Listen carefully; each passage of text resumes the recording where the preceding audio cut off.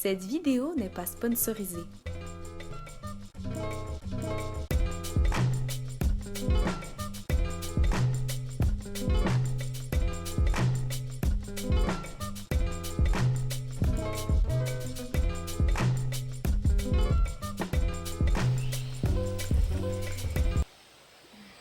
Bonjour tout le monde, je suis vraiment contente de vous retrouver encore une fois sur notre chaîne ici. Je sais que ça fait longtemps que vous n'avez pas vu Zilien, mais il se trouve que notre horaire a changé dans les derniers temps, tout a beaucoup bougé. Et de son côté, ça a été plus difficile pour lui d'être présent, mais il va vous revenir très bientôt avec ses belles connaissances sur les plantes, le jardinage, les huiles essentielles. Il y a tellement de belles choses à partager, on n'a juste pas pu filmer avec lui. Donc là, c'est encore avec moi. Donc, je suis actuellement à Saint-Alexis-des-Monts, dans un gîte chez Richard et Sophie. Donc, c'est chez eux. C'est magnifique. Ils ont une grande, grande terre avec des sentiers. Euh, Puis évidemment, leur jardin, leurs serres, leurs ânes, leurs poules et leur eau de puits que je suis en train de boire. Donc, pour vous situer géographiquement parlant, c'est vraiment au milieu d'une immensitude de forêts. Donc, c'est la prolongation du parc de la Mauricie. Et aussi, j'avais noté parce que le nom, je vous dis ça là. Euh, donc, la réserve faunique Mastigouche. Et c'est Mastigouche qui est finalement une manière pour les Amérindiens de dire là où le bois est petit. Et selon les références, ils ne savent pas si c'est en provenance de la langue algonquienne ou atikamekw. Donc, donc c'est ça, juste pour vous donner l'idée de la vibration des territoires d'ici. C'est énormément, énormément d'animaux en liberté et de sentiers à l'infini. Puis on le ressent vraiment. Et aussi, ben, ça fait en sorte que la nature est vraiment wild. Là. Il y a vraiment des grosses mouches puis des moustiques en quantité industrielle. Donc, depuis tantôt, je me fais piquer. Mais oui, ça c'est pour le petit update de où que je suis. Puis je leur demanderai si jamais ils voudraient qu'on filme un petit peu ici parce que c'est très beau leur projet. Puis c'est vraiment les débuts. Donc c'est fun de pouvoir les encourager. On n'est pas très très loin non plus de Saint-Élie de Caxton, le fameux village de Fred Pellerin pour ceux et celles qui le connaissent, qui est devenu très populaire avec le temps. Donc c'est vraiment un beau secteur. Et là, petite anecdote quand même drôle. Hier, on a un bébé chaton. Ben, il y a 7 mois maintenant. Mais c'est un chat qu'on ne garde pas à la maison. Euh, C'est-à-dire qu'on l'amène avec nous. Puis il court en montagne avec nous. C'est ça, il fait des sentiers. Il nous suit dans la nature. C'est un chat sportif. Il est tout musclé, il est tout en forme. Puis il est impressionnant à voir. Donc c'est vraiment intéressant de développer cette relation-là. Mais bref, hier j'ai voulu le sortir parce qu'on dort dans une petite chapelle pour l'amener à la chapelle. Et ici, ils ont un gros chien, un beau gros chien. Et très très gentil, pas du tout agressif.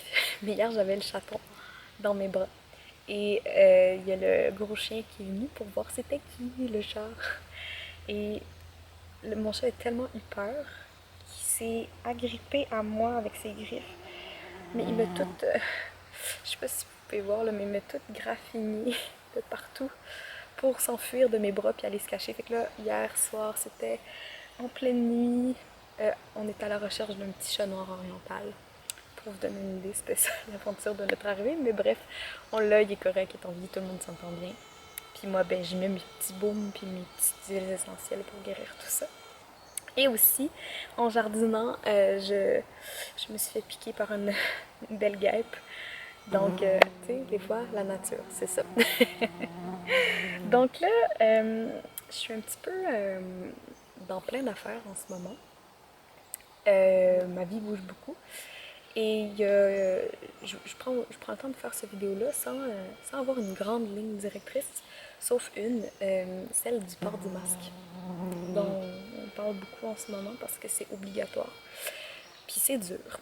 Puis il y a vraiment plusieurs avis qui circulent sur le sujet, j'en suis consciente. Il y en a qui sont vraiment pour le port du masque ou qui sont tannés d'entendre chialer ceux qui sont pas d'accord pour le masque. Puis là, il y a des médecins qui, à travers le monde, montrent que ça ne change pas le taux d'oxygène et blablabla. Puis bon, pour ma part, mon expérience, c'est que porter le masque m'épuise parce que j'ai un tissu sur mon visage et je sens personnellement, peu importe l'avis, je respecte votre avis, mais le mien est que je me sens oppressée dans mon oxygène. J'ai de la difficulté à respirer et d'autres ressentent la même chose que moi. Et imaginez, je n'habite pas en ville. Donc, comment vous dire, je ne parle pas ici d'être égocentrique, mais je parle ici de se donner le droit de se sentir pas bien avec ça, puis de pas se juger. Euh, et aussi d'essayer de trouver des solutions. Puis c'est ça que je veux faire aujourd'hui, c'est vous proposer des solutions pour être capable d'être bien dans tout ça. Parce que personnellement, comme je vous dis, je ressens que ça affecte mon taux d'oxygène dans mon corps. Et à la fin de la journée, je suis beaucoup plus épuisée. Et beaucoup de gens que je rencontre vivent la même chose que moi, observent la même expérience. Et au-delà de tout ça, il y a vraiment beaucoup d'incongruences dans le discours, mais je ne veux pas embarquer dans un débat politique, mais je veux plus aller vers votre intuition puis votre bien-être. Comment vous vous sentez avec le port du masque? Et je sais qu'on n'a pas le choix. Donc, ben, pas le choix. C'est la règle de le porter. Si on est dans une entreprise et qu'on travaille pour quelqu'un d'autre, euh, c'est pas nos risques et périls. On peut pas euh, on peut pas prendre le risque pour l'entreprise. Ça marche pas. Donc, qu'est-ce qu'on fait? On porte le masque.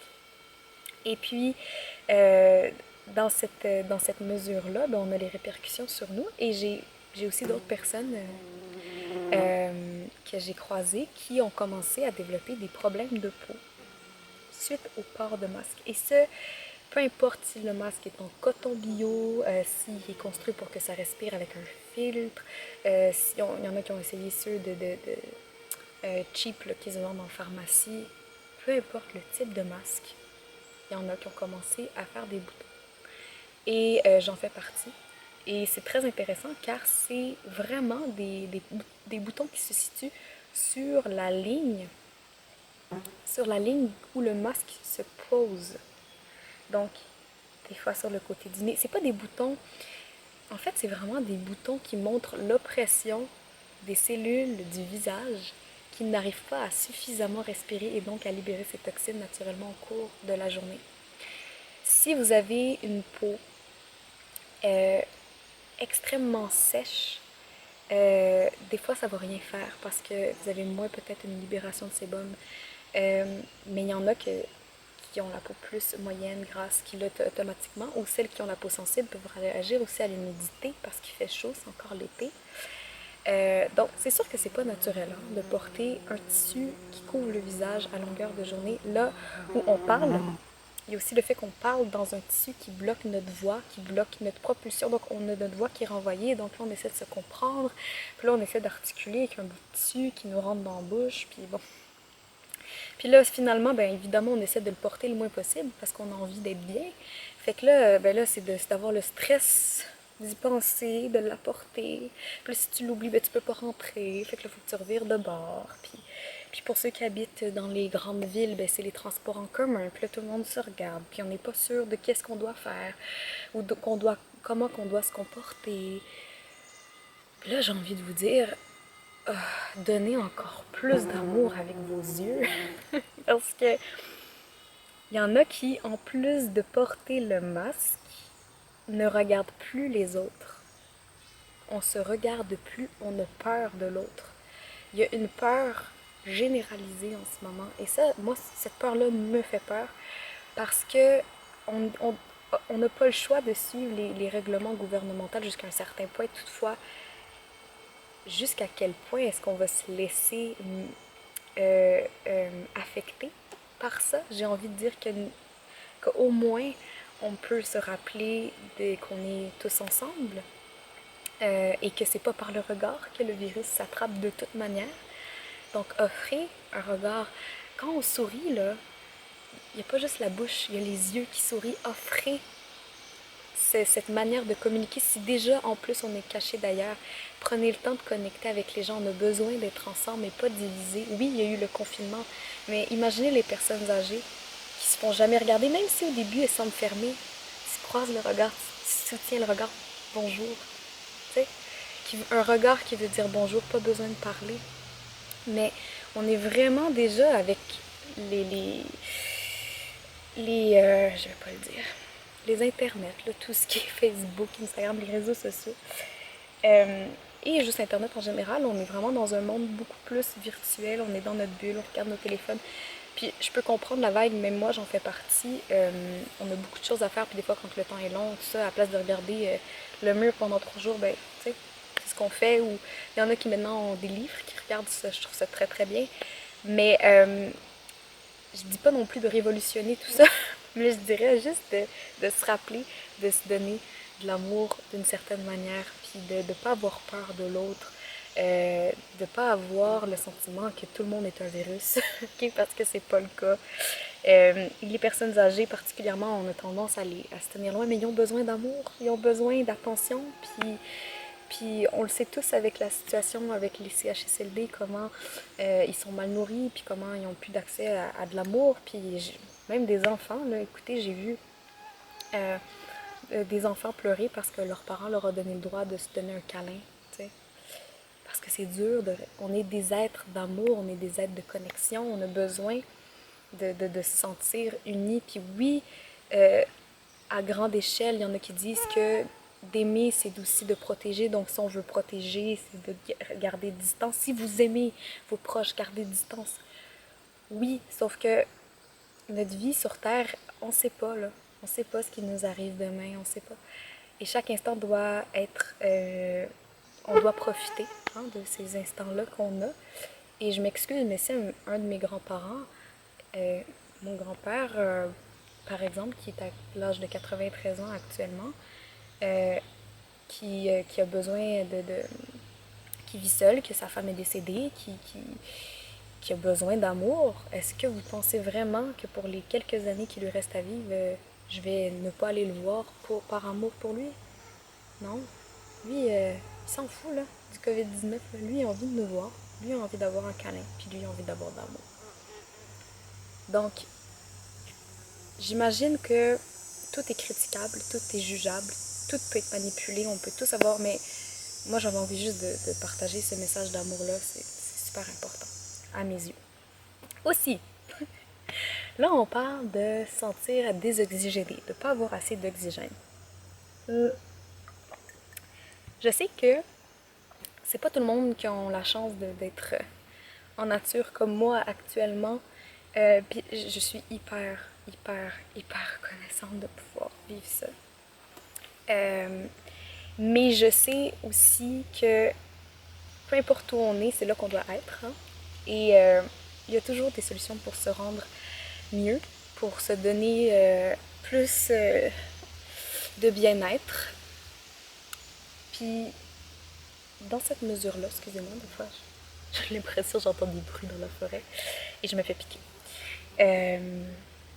Donc c'est ça, dans cette mesure-là, j'avais envie de proposer en fait déjà en 3 parties. Premièrement, un pranayama. Puis pour ceux qui ne connaissent pas, le pranayama, c'est la pratique du souffle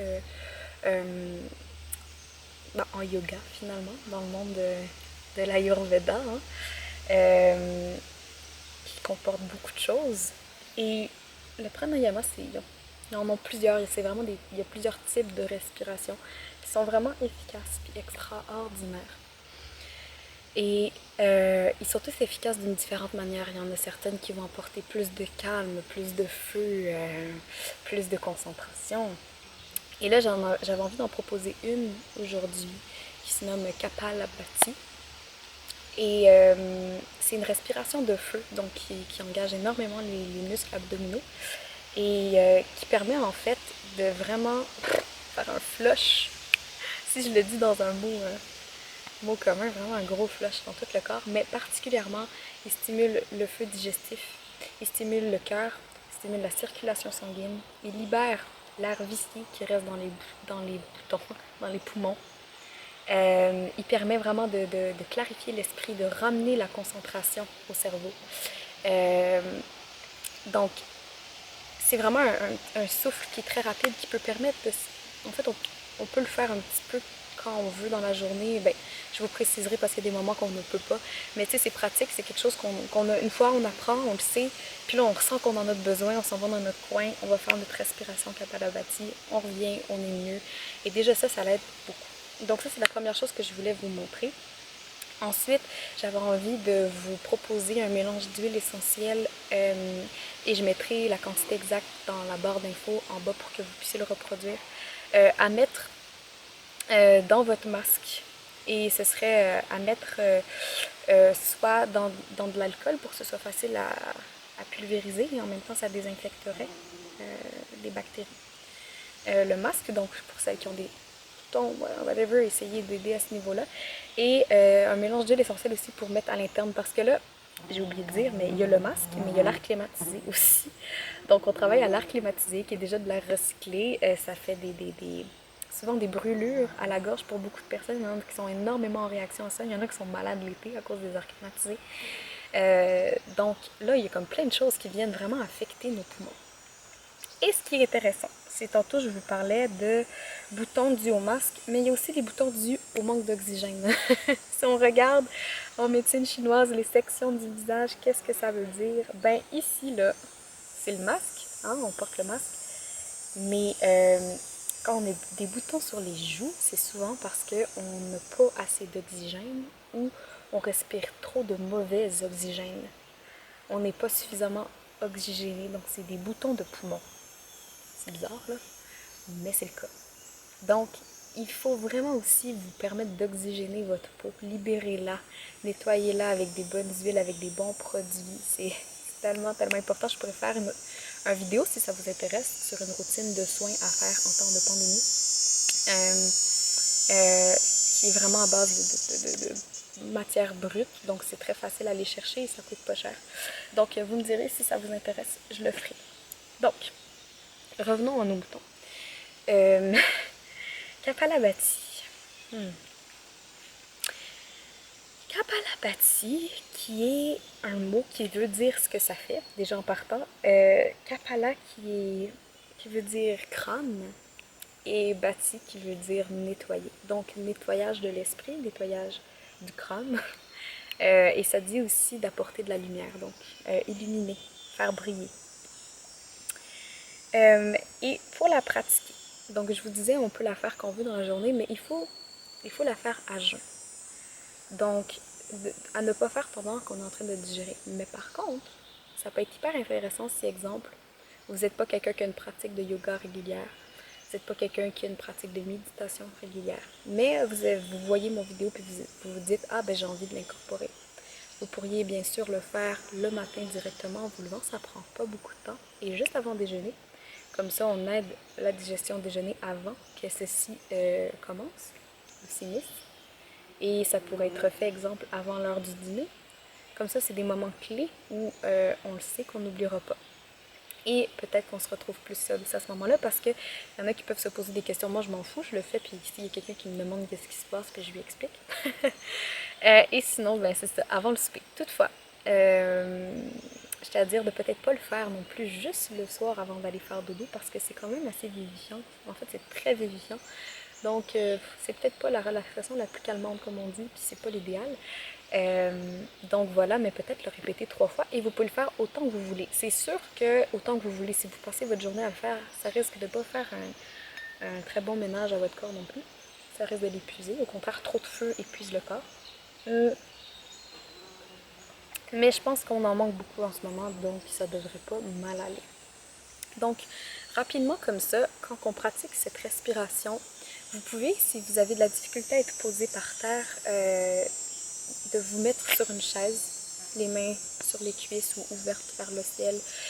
Et l'important, en fait, bien presser les pieds au sol, là, mais l'important, c'est en fait d'avoir la colonne vertébrale droite, les épaules au-dessus des hanches, le cœur ouvert, hein, donc pas les épaules fermées. Ouvrez votre cage thoracique, ça c'est hyper important. Et la tête est dans le prolongement aussi. Si vous êtes assis par terre, vous pouvez vous munir d'un bloc de yoga. Si vous n'en avez pas, ça peut être un dictionnaire. Ça donne vraiment un bon appui. Ou encore d'un coussin si c'est suffisant pour vous. Je sais que souvent, moi, j'aime bien m'asseoir sur des coussins quand je reste longtemps assis par terre en méditation. Je suis tout simplement plus confortable et j'ai des blessures aux chevilles. Donc, n'oubliez jamais vos blessures et de les respecter. Des blessures qui font en sorte que j'ai moins de flexibilité dans mes chevilles et des fois, presser au sol, ça me fait mal. Ayez crainte, ça n'influencera pas négativement votre pratique de pranayama. Donc, vraiment juste vous accommoder un confort total pour être bien quand on va pratiquer. Autre chose, quand on pratique Kapalabhati, c'est vraiment une contraction abdominale qui propulse l'air à l'extérieur, donc l'air, le CO2 plutôt à l'extérieur. Et l'inspiration se fait d'elle-même parce qu'il y a tellement une contraction rapide que ça fait comme une pompe. Donc, on sent vraiment que c'est comme si on avait une pompe qui pompait l'air à notre place. Et par le fait même, notre expiration va être légèrement plus longue que l'inspire. Parce que l'inspire se fait vraiment rapidement. C'est important d'avoir, dans celui-ci, en tout cas pour Kapalabhati, le thorax élevé, comme si on avait les poumons pleins, mais seulement au niveau du thorax, et le ventre qui est, je vous dirais, renfoncé à la moitié. Donc on préserve le thorax de cette manière-là, comme ça, ici on dégage le diaphragme. Et quand on commence à faire la respiration, c'est vraiment le nombril qui se renfonce vers la colonne vertébrale et qui pousse l'air, le CO2, excusez-moi, à l'extérieur. Donc on contracte les abdominaux et là, ça. Donc, inquiétez-vous pas, ça se peut que votre ventre brûle. Donc, pour commencer, je vous suggère de 15 à 30 respirations de répétition. Et celle-ci doit se terminer par une respiration complète. Donc, on inspire, on remplit les poumons complètement en gonflant le ventre, en gonflant le thorax. On maintient à poumon plein 4 à 5 secondes, on compte. On peut se concentrer à ce moment-ci entre les deux sourcils. Et à l'expiration, on vide. Et voilà. Et c'est pas plus compliqué que ça, mais je vais le faire avec vous. Donc, de cette manière, vous ne vous sentirez pas seul pour l'effectuer. Vous pouvez aussi vous poser sur vos talons pour la faire. Comme ça. Et les fesses bien, les escomptes bien posés sur les fesses. Et je le fais sur le côté parce que de devant, vous allez avoir peut-être plus de difficulté à voir qu'est-ce qui se passe au niveau de mon ventre. Donc pour commencer, je vais prendre une grande respiration complète. Vous pouvez fermer les yeux.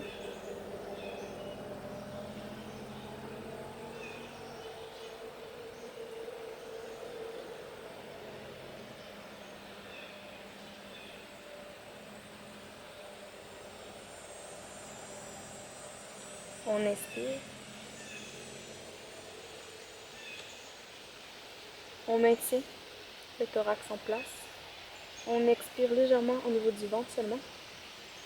Et on commence pour 15 répétitions.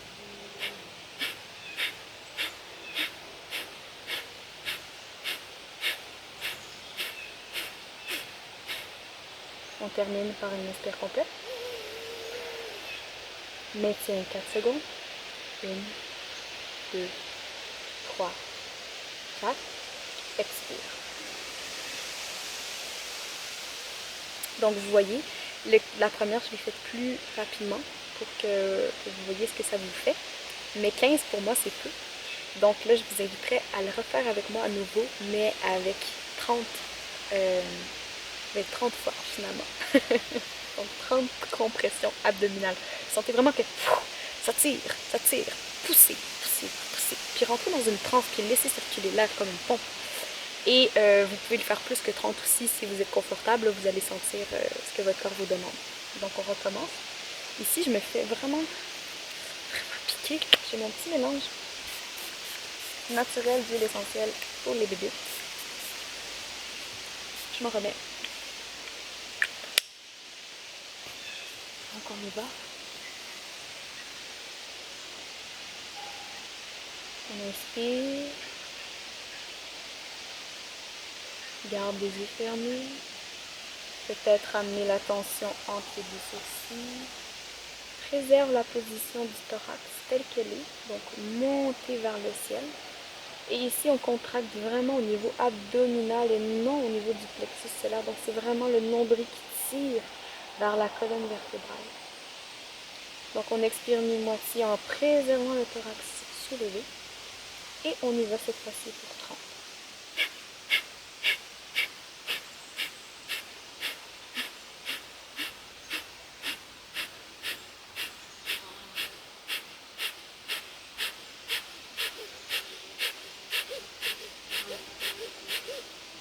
On inspire totalement. Mettez pour 5 secondes.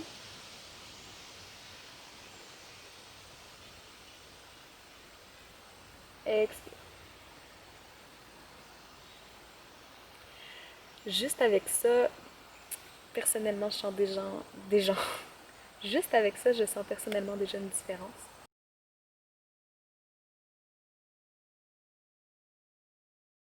On s'est perdu en cours de route. Donc, comme je vous disais, c'est sûr que je vous recommande d'emblée une pratique de yoga. Le yoga est accessible à tous, on n'a pas besoin d'être un athlète pour le faire. C'est vraiment tellement diversifié, les postures, les approches, les niveaux. Donc, j'aime pas dire niveau, c'est pas ce que je veux dire. Je veux dire que c'est accessible à tous parce qu'on a la possibilité d'évoluer constamment en yoga. Et c'est toujours disponible, le yoga. C'est toujours disponible dans une évolution, dans des moments différents de nos vies. On peut l'utiliser de tellement diverses manières. Et le pranayama est une pratique aussi extraordinaire si vous voulez l'instaurer. Si vous aimez que je vous montre des techniques de respiration, je peux en montrer d'autres dans le futur. C'est pas ma spécialisation dans le yoga. D'ailleurs, je suis enseignante de yoga, mais j'ai pas une spécialisation. Peut-être dans le futur le ferai-je. Mais, c'est quoi cette grosse mouche? Non! Ah. Oh, c'est vraiment une grosse mouche immense qui m'attaquait. Donc, ou peut-être que je suis chez elle et qu'elle aime pas ça. Donc voilà, c'était ça que je voulais dire. Donc, dans les huiles essentielles que je vous proposais à faire à l'interne, mais attention que je vais mettre une recette exacte dans la barre d'infos, je vous proposais de mélanger de la menthe poivrée avec un peu de cannelle, vraiment pas beaucoup de cannelle, hein, un peu de clou de girofle, vraiment pas beaucoup non plus, de la lavande vraie, de l'eucalyptus radié et ben c'est tout. En fait, c'est vraiment le mélange que moi je me mets une goutte, pas plus, dans la bouche. C'est très bon aussi pour les dents puis les gencives, mais vraiment on sent tout de suite que la gorge, que les voies respiratoires sont dégagées. Vous pouvez me rajouter une goutte de Ravensar dedans. Ah! Donc je vous proposerai la recette. C'est comme vraiment quelque chose, hein, filmer ici, même si c'est magnifique. Donc voilà, je ferai ça. Et la recette en spray que je vous dis que vous pouvez mettre dans l'alcool, vous pouvez mettre quelques gouttes, mais c'est juste que la goutte, des fois, tu sais, et ben, là, je vais l'expliquer, la goutte, des fois, je trouve que c'est fort sur une seule région du masque, tandis que dans l'alcool, en plus, ça désinfecte. Ben, ça l'aseptise le masque, donc c'est peut-être intéressant de le mettre au courant de la journée pour nous aider à dégager nos voies respiratoires et apporter du bien-être. Donc c'est un mélange de Ravensar, menthe poivrée, eucalyptus officinal, pin blanc et sapin baumier. Donc vous mettez ça là et premièrement les conifères nous groundent, nous ramènent en forêt. L'eucalyptus, ben vous connaissez, hein, c'est tellement populaire. La menthe poivrée qui est super vivifiante et le Ravensar qui est excellent pour le système immunitaire, pour protéger, pour tuer tous les petits microbes qu'on pourrait avoir dans notre système respiratoire. Donc, quand on le prend, on voit tout de suite l'effet. Donc, je reprends une gorgée d'eau. D'eau de pluie. Donc voilà, mon message d'aujourd'hui. Donnez-vous de l'amour. Donnez-vous des outils pour aller mieux malgré le port du masque. Et surtout, n'oubliez pas de vous regarder, de donner encore plus de l'intention dans vos yeux que plus que jamais. Restez fort, essayez d'aller en nature le plus possible. C'est sûr que c'est des choses sûrement que vous savez, mais profitez du reste de l'été. Empêchez-vous pas de vivre. Empêchez-vous pas d'avoir envie de respirer, de jouer. C'est encore plus important de pratiquer des sports qui permettent vraiment de s'oxygéner le cerveau à fond, comme la course, ça fait tellement du bien. Vraiment du gros nettoyage ou de la pratique de pranayama, mais favoriser vraiment les pratiques de respiration pour vraiment vous aider dans votre énergie, dans votre mental, votre état d'esprit, parce que le manque d'oxygène affecte énormément l'humain, affecte vraiment notre état d'esprit, affecte notre digestion, affecte notre concentration, affecte notre goût de vivre. L'oxygène, c'est la vie. Puis je vous apprends rien en vous disant ça, mais des fois on l'oublie. L'oxygène, c'est la vie. Et l'amour, c'est la vie. Et le partage, c'est la vie. Et là, ben, je veux pas que tout ça nous cloître dans notre petit coin. Alors voilà, laissez vos commentaires, posez vos questions, on laisse toujours notre courriel en bas parce qu'on s'est dit que ce serait agréable de pouvoir vous permettre de nous écrire au besoin. Ça se peut que vous n'ayez pas compris certaines choses de la respiration, que vous ayez des questions. Faites toujours nous revenir, hein? Ça va faire plaisir. Et si vous avez des choses que vous aimeriez qu'on fasse, dites-nous-le aussi. C'est toujours, tu sais, ça rentre dans une oreille et ça reste. On l'écrit, on le garde en tête et peut-être que ça va être une de vos idées qui vont se retrouver dans le vidéo. D'ailleurs, par rapport aux questions, si jamais vous avez plein de questions, on pourra faire aussi une vidéo réponse aux questions. Vous pouvez poser ce que vous voulez. Et nous, celles qu'on se sent confortable, parce qu'il y en a des fois, peut-être qui poseront des questions qui nous rendent inconfortables. Mais dans tout ce qui nous rend confortable, nous vous répondrons avec le cœur ouvert, le corps, le cœur ouvert. Ça va vraiment faire plaisir. Donc voilà pour le petit update. Puis merci de nous suivre. Merci de nous encourager dans nos débuts. Voilà. Je pense que ça conclut la vidéo. On se retrouve très très bientôt. D'ailleurs, comme je vous avais dit, je vais demander à Richard et Sophie s'ils veulent qu'on montre leur terre, s'ils sont confortables d'être filmés. Et sinon, ben, à très bientôt. Prenez soin de vous. Donc, je vous présente le coupable de mes graffinures dures et intenses. T'es content d'être dans la vidéo, hein? C'est mon chaton, Sarang. Chaton oriental et très rebelle. Et voilà, la rebellitude commence. Mais oui, t'es libre. Bye tout le monde.